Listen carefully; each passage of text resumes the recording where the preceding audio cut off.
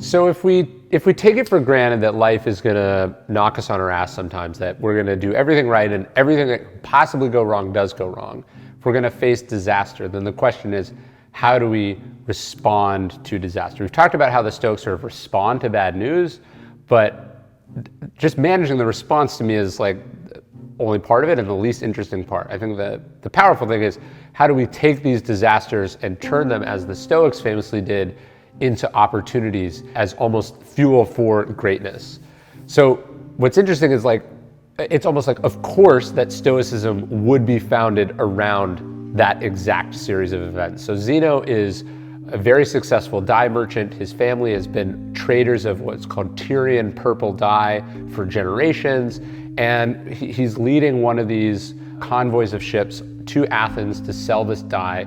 And all we know is that he suffers a terrible shipwreck and loses everything. He washes up on shore dead broke. This could have been the worst thing that ever happened to him. He very easily could have lost his life, so it probably was the worst thing that happened to him. All the money, all the success, generations of work evaporated like that. And famously though, this is what drives Zeno to philosophy. He ends up at a bookstore, there's a reading, he hears the teacher talking about Socrates, he goes, hey, how can I learn more about this? Just then, a philosopher named Crates is walking by, and Zeno is basically handed off to the mentor, who puts him on the path to create Stoicism. So obviously none of this would have happened had the convoy of ships gone swimmingly, so the disaster is what puts him in a place to have this experience. But he famously says later, he goes, thus fortune did drive me to philosophy, or he says, I won a great fortune by losing my fortune. In the shipwreck, in losing everything, he discovered the thing that not only made his life better, but made the life of millions of people better. We wouldn't be having this conversation right now had he done that. So that's how a Stoic tries to see the good in everything, but a Stoic also realizes that sometimes losing everything is a great freedom, and it can put us on a path to discovering what we were actually put on this planet to do. The world easily found another Tyrian dye merchant. It did not and has never seen another Zeno. I tell this story in The Obstacles Away. It's sort of the conclusion.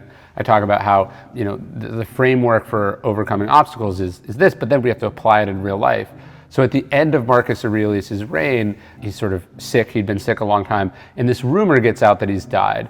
And it's at this moment that one of his most trusted generals, Avidius Cassius, declares himself emperor. You might not think that's a big deal, but this was a death sentence for all of Marcus's family. This basically meant that this guy he lived with and trusted and built up from essentially nothing had been plotting to replace him the whole time. But the problem is Marcus is not dead, and he was not really even near death. He was totally fine. So now Marcus has to discover what he's going to do. And what's so interesting about it is that Marcus wasn't angry. He didn't seek vengeance. What he does is he says, actually, this is an opportunity. He tells his men, he tells the Senate, I'm going to use this as an opportunity to teach the Roman people and history how civil strife can be dealt with.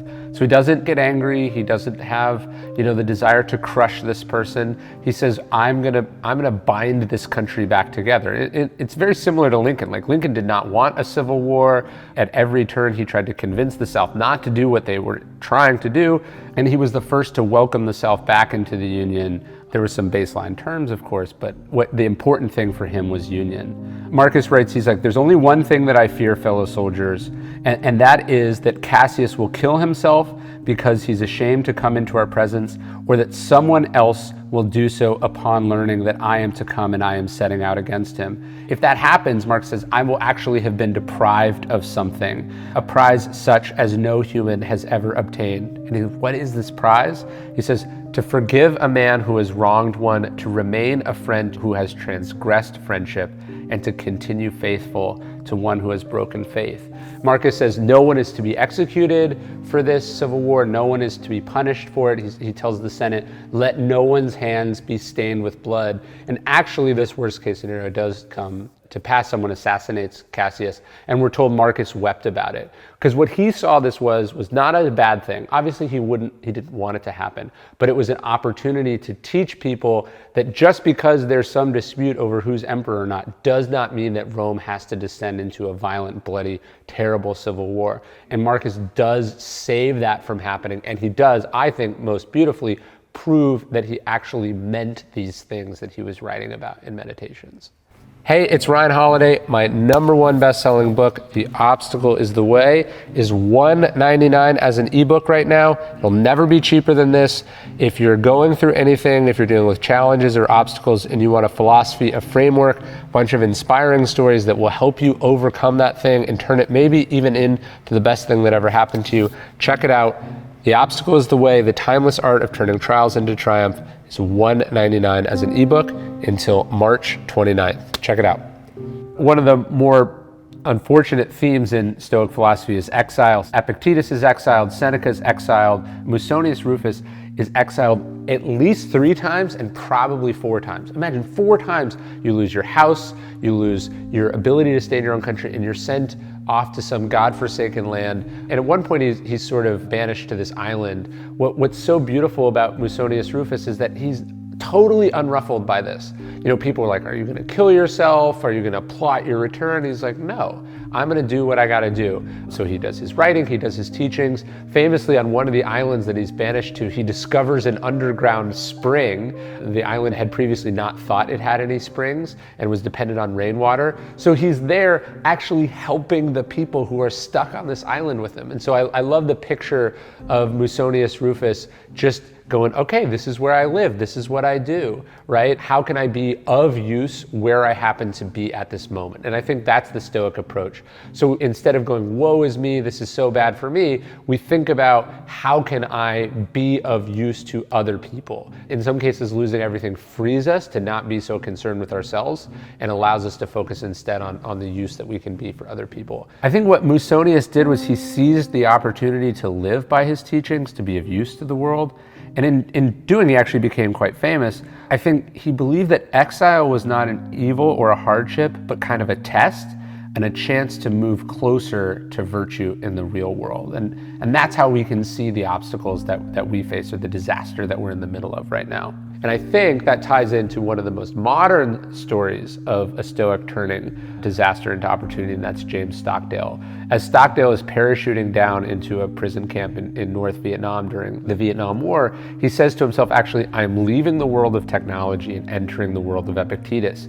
He knew he was going to be the highest ranked prisoner taken captive so far in the war. And he said, okay, this isn't about me. This is an opportunity to be a leader. This is what I was trained for. This responsibility has now fallen on me. And I think the most beautiful thing that Stockdale says about this, he goes like, I never lost my faith in the end of the story. He said, I never doubted for 1 minute that I couldn't turn this into an event for which in the future I would not have traded away. What he meant was, by being a good leader, by testing his philosophy in the real world, by sticking to his ideals, by being a good soldier, by being a good, comrade, he had the opportunity to turn this into a life-defining event. And like most people, this is all they've ever even heard about Stockdale. He wins the Medal of Honor, he becomes an admiral in the Navy. He takes one of the worst things a human being has had to suffer through, solitary confinement for years, shackled in leg irons, deprived of friends, family, clean food and water,